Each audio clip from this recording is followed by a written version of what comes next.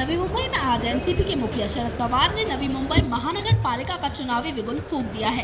आज शरद पवार ने कार्यकर्ता मिलन समारोह में नागरिकों को संबोधित करते हुए कहा कि प्रधानमंत्री नरेंद्र मोदी ने जो वादे किए हैं वो महज झूठ थे और कुछ नहीं।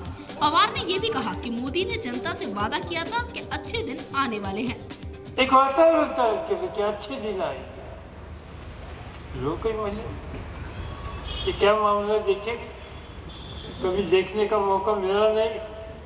अभी ये मौका हम लेना चाहते हैं। कैसे अच्छे दिन आएंगे वो हम देखना चाहते हैं। बहुत साल दूसरे लोगों के दिन हमने देखे, अभी ये नए दिन देखने के लिए हम तरस रहे हैं। इसलिए उनको इस बार मौका देना चाहिए। दिला लोकांनी आज महाराष्ट्रामध्ये दुष्काळाचे संकट आहे। मराठवाडा असेल, विदर्भ असेल, पिण्याच्या पाण्याची समस्या, जनावरांच्या चाऱ्याची समस्या, पीक उद्ध्वस्त झालेलं आहे। तिथला माणूस हा अस्वस्थ झालेला आहे। ज्या लोकांनी विश्वासानं एनडीएला मतदान करण्याच्या संबंधीची भूमिका घेतली आणि देशाची सूत्र भाजपच्या हातामध्ये दिली,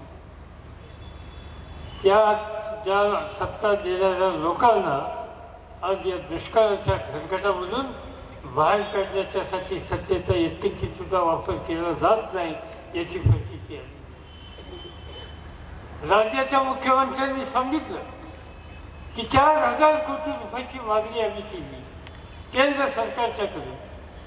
केंद्र सरकारची टीम महाराष्ट्राचा दुष्काळ बघण्यासाठी येऊन गेली।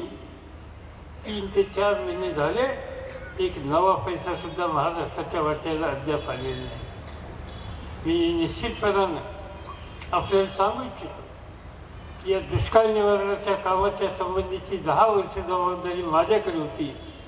ज्या वेळेला महाराष्ट्राच्या ग्रामीण भागामध्ये अतिवृष्टीचा असो, गारपिटीचा असो, दुष्काळाचं संकट असो, त्या सगळ्या संकटातून महाराष्ट्रातल्या ग्रामीण भागातल्या लोकांना बाहेर काढण्यासाठी 3 ते 4 आठवड्यापेक्षा जास्त वेळ आम्ही कधी घेतला नाही आणि हजारो कोटी रुपयाची मदत ही महाराष्ट्राला दिली आणि त्या संकटातून लोकांना बाहेर काढलं। तो कायदा पूर्वीच्या सरकारने त्याच्यात दुरुस्त्या केल्या। माझ्या अध्यक्षतेखाली केंद्र सरकारची समिती होती आणि माझ्या अध्यक्षतेखाली समितीने कायदा तयार केला आणि त्याच्यामध्ये तरतूद केली।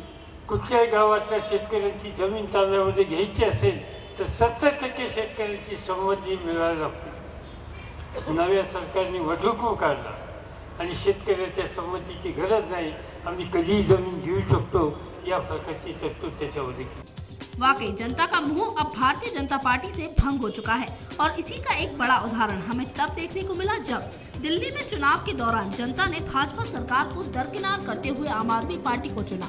नेक्स्ट टाइम न्यूज के लिए मुंबई से राहुल कामरे।